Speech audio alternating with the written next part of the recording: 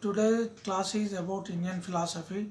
Last time we discussed some of the things about it, but today we clarify everything. Common characteristics of Indian philosophy. What are the common characteristics? So, though independently developed along diverse lines of thought, the schools of Indian philosophy exhibit certain general features and characteristics.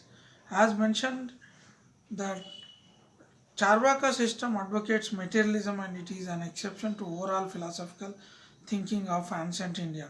The different general features we are going to discuss the following pages are not equally applicable to this heterodox system of Indian philosophy. As a materialistic system, Charvaka disagrees to most of the views of other eight systems. Of course, the few important features are found in all systems of Indian philosophy, including the Charvaka. Let us now discuss chief characteristics that are found to be commonly present in the system of Indian philosophy. Philosophy is a practical necessity. Philosophy in India developed as a practical necessity. Wisdom of great seers ancient India was not merely some theoretical speculation about non-worldly things. It is a general misconception that philosophy deals with the issues that do not have any relevance to practical life. Philosophy in general is concerned about the ultimate questions of human life. It is true that ancient thinkers were not much concerned about day to day problems of the practical life. They loved to speculate on genuine and ultimate issues of human life and try to find a path that might help people to solve the various problems of life in a better way. The Indian philosophers very well understood that philosophy and life had a close relation. The Indian philosophers believed that life could be best led by following a good philosophy. This can be noticed in the different problems discussed in the systems of Indian philosophy. Philosophical thought in India grow out of practical motivation. Second, initial pessimism. Indian philosophy in general is to be taught with a note of pessimism. A sense of dissatisfaction at the existing state of affairs can be noted in almost all systems of Indian philosophy. Indian thinkers were immediately immensely disturbed at the sight of human pain and suffering and presence of evil that made man's life miserable on the earth. They speculate over these issues and try to find out the cause of these, and the result, different philosophies developed. Buddha philosophy exemplifies this feature in the most conspicuous manner. It is to be noted, however, that pessimistic note is only initial note in Indian philosophy, which generally concludes the optimistic note. All the systems in their own ways have shown that even get over the suffering of life. They are always the lead to freedom from the miserable state of existence on the earth. What is misery in the life? We can understand now. The misery is um, surroundings us, pains us. The misery is life suffering, birth, death, old age. This will continue in human suffering.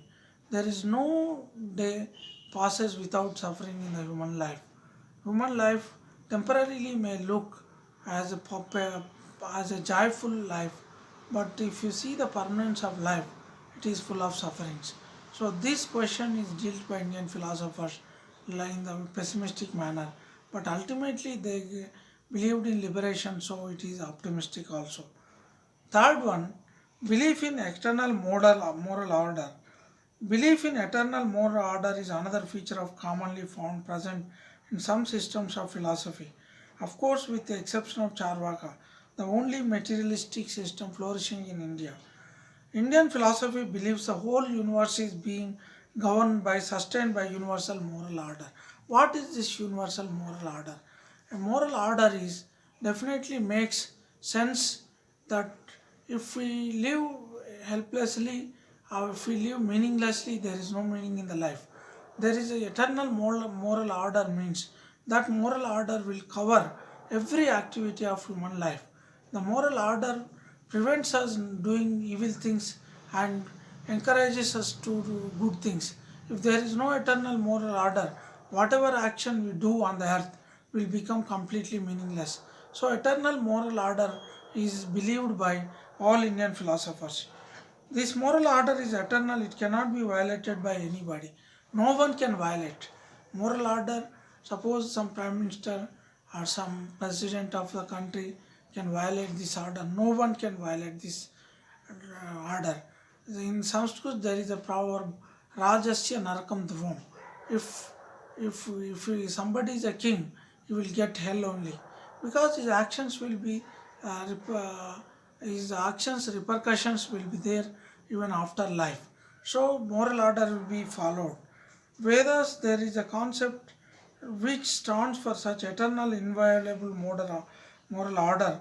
Later on, the different systems of Indian philosophy in principle takes on various forms like Apurva in Mimamsa, Adrishta in Nyaya, Vaisheshika and above all. The law of karma, which is accepted in one or other form, almost all Indian philosophy, including two heterodox systems, Jaina and Buddha. Law of karma is a common characteristic, which is eternal moral order. If you do some good karma, good will return to you. If you do bad karma, bad will return to you. So this is karma theory. Your actions will be resulted in the end. In the end, you whatever actions you have done, you have to experience and face it. So karma theory is believed by commonly by all Indian philosophy schools, including Buddha and Jaina philosophies. The fourth one, ignorance as the root cause of suffering. Indian philosophy in general believes that ignorance is the root cause of human suffering. Indian philosophy's belief that general concept of human ignorance is there, that ignorance causes suffering. Suffering is not without cause. There is a cause for suffering, that is ignorance. Ignorance about true nature of things gives rise to attachment to worldly objects as they can gratify senses.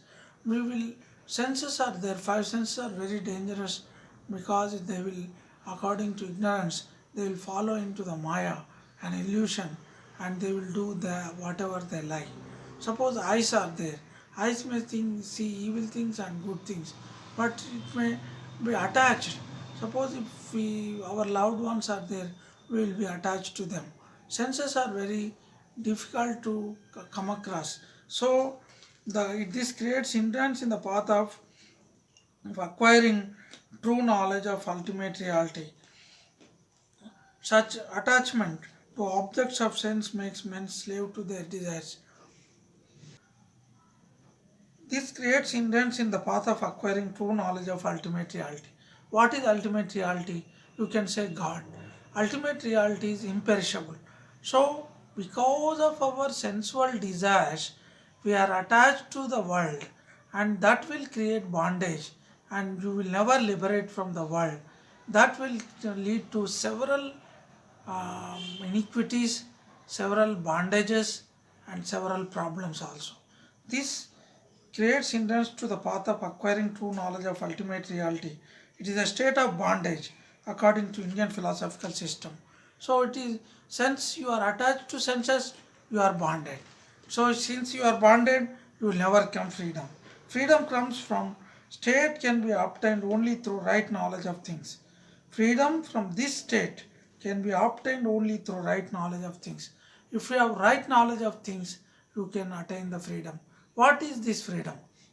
Suppose if you are desiring the things, you have to, suppose I desire money. I will go after money, and money earning the process of earning the money, I have to come across lot of difficulties. So it will be painful affair. We will think if we earn money, after that we spend, we are joyful. That is a wrong concept. So there is also, if we feel sensual desires, so sensual desires are good for life. So somebody is luxurious, he will enjoy. That is not a true understanding of Indian philosophy. It is an ignorance. Ignorance leads to suffering, suffering leads to bondage, bondage leads to desires, and finally you are attached to the world, and there is no liberation or moksha, and this is a cycle which goes on for a common man. That's why ignorance as the root cause of suffering, the Indian philosophy accepts as a common characteristic. And there is another common characteristic, liberation as ultimate goal. Liberation as ultimate goal. Systems of Indian philosophy, barring the Charvaka, take the liberation or freedom from bondage to ultimate goal of human life. So, according except Charvaka philosophy, which is materialist, which never believes there's existence of soul after death. So, once you are finished life, it is death is finishing of life. There is no further soul, further heaven or hell. This is the Charvaka beliefs. Except this school of philosophy, all others believed liberation as ultimate goal. Why liberation as ultimate goal? Liberation means complete cessation of suffering. There is no suffering in the life, that is liberation. So it is possible after death. Some Indian schools believed liberation possible while we are living. Some believed liberation possible after the death. But every Indian school except Charvaka believed that liberation is ultimate goal of human life. Different system of Indian philosophies have different views about nature of liberation, but all agree in point that liberation signifies an end to miseries of life. So different philosophies believe liberation will come in the life or afterlife. There is a question, but all believed liberation is end to the all the sufferings, miseries of the human life. Some Indian philosophers recognize four ends Purushartha, human life. They are Dharma, Artha, Kama, Moksha. Of these four, liberation is regarded as highest ultimate goal of man life. What is this Dharma, Artha, Kama, Moksha? Dharma means the order of life, that is justice, that should be followed by everybody. If you want to do something, first you have to stick to Dharma. Artha, after Dharma, following the Dharma, you have to earn money. Artha is also a possible human life goal. Indian philosophy is practical. That's why we first common characteristic is practical. It never said Artha is wrong, but you have to earn the Artha in the Dharma means, that is in the justifiable means, in the legal means. Dharma, if you earn money without legality or without the Dharma, that is not accepted by Indian philosophy. Artha is there. Kama, desires. Desires also should be fully fulfilled in the limits of society only. You should not go beyond the society to fulfill your desires. So desires are limited. So undesirable things we should not do, and lot of desires also we should not have. Whatever basic things are accepted by society should be accepted by individual also, and that way dharma, artha, kama also, desires also should be followed in the life. And moksha, ultimately moksha is ultimate. Even you follow dharma, artha, kama, then you don't go to moksha, the life is waste. You have fulfilled the dharma, you have fulfilled the artha, you have fulfilled the kama, but you should not fulfill the liberation, means it is meaningless. So liberation is ultimate goal. Of these four, liberation is regarded as the highest ultimate matter of goal. Different systems prescribe different paths of attainment of liberation, such as path of jnana, devotion, and karma. So some people follow jnana, knowledge path. Some people follow devotion path, bhakti path. Some people follow action path, karma path. So the liberation is possible by both action, knowledge, and karma also. Spiritualistic. The ultimate, the common characteristic is Indian philosophy is spiritualistic. Dr. Sarvepalli Radhakrishnan characterizes Indian philosophy as essentially spiritual.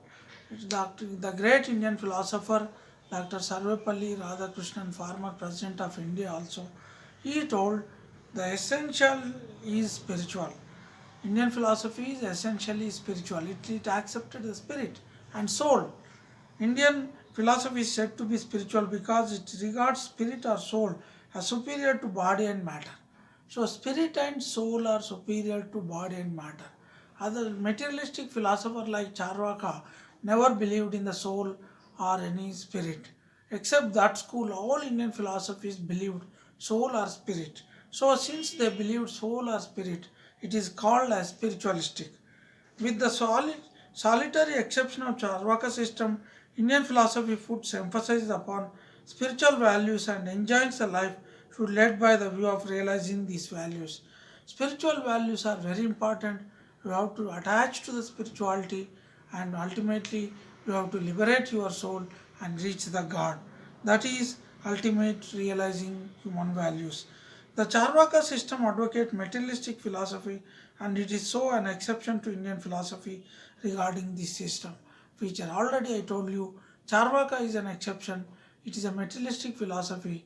It never believes a spirit or soul. So it is not spiritualistic. Except this system, all Indian schools of philosophy are spiritualistic. Charvaka highlights the importance of spirituality for leading the disciplined moral life. So, unlike the Charvaka life, all other schools give importance to spirituality of leading discipline and moral life. If you are leading immoral life, you are not spiritualistic. Suppose there are many Babas and Gurus who claim themselves as spiritualistic, but they are not really spiritualistic. They are materialistic, they followed immoral life, and they are cursed to Indian philosophy. So that's a real situation. So it highlights the importance of spirituality for leading disciplined moral life. All other systems believe superiority of spirituality over matter. So spirituality is a superior to matter. Material things you should not consider as ultimate goals of life. Spiritual things like reaching the God, liberation, that they are important. Giving importance to soul without bondage, going to liberation is important than giving to body materialistic life. That's why Indian philosophies, all schools common characteristic is they are spiritualistic. Discussion on epistemological issues. So here the systems of Indian philosophy make elaborate discussion on epistemological issues. Already I told you epistemology is a branch of philosophy and discuss about the sources of knowledge and practicality of knowledge. Like sources of valid knowledge, Indian philosophy discuss source of valid knowledge, pramana, types of valid knowledge, type sources and pramana, types of valid knowledge is prama and types of invalid knowledge, aprama. What are the types of invalid knowledge also? Other related problems also, epistemological issues Indian philosophy discussed. Starting with the Charvaka system, all the 9 systems of Indian philosophy deal with the problem of sources of valid knowledge in great detail. Except starting with the Charvaka system, all 9 systems. Even Charvaka also discussed about the epistemology. What is the possibility of knowledge? They believed senses are the ultimate sources of knowledge. So they too have epistemological issue. All 9 other Indian schools also deeply discussed the uh, individual systems of valid knowledge in detail. In fact, Charvaka criticism of inference and other pramanas exhibit the use of high order of rational argument for refuting opponent view. Even Charvaka created inference anumana pramana. Doubt is not a pramana or standard of valid knowledge according to Charvaka. Even Charvaka also decided with the refute to refuting the opponent views. It discussed along very greatly about the valid knowledge. The Nyaya system is primarily concerned with the discussion of logical epistemological systems. Nyaya system is basically logical and epistemological systems. In fact, all systems of Indian philosophy put forward their epistemological standpoint in order to supplement their metaphysical doctrines. So, whatever the metaphysical doctrines, their gods and beliefs, they believed and that and they took the help of epistemology to support the metaphysical doctrines. Doctrines means theories. Various theories proposed by Buddha, Jaina, Nyaya, Sankhya, Yoga, They proposed different metaphysical doctrines or theories, and to support that, they built an epistemological standpoint. This feature shows Indian systems are put equal emphasis on both metaphysical and epistemological issues. So, therefore, Indian philosophy shows an interest in epistemological and also metaphysical issues equally.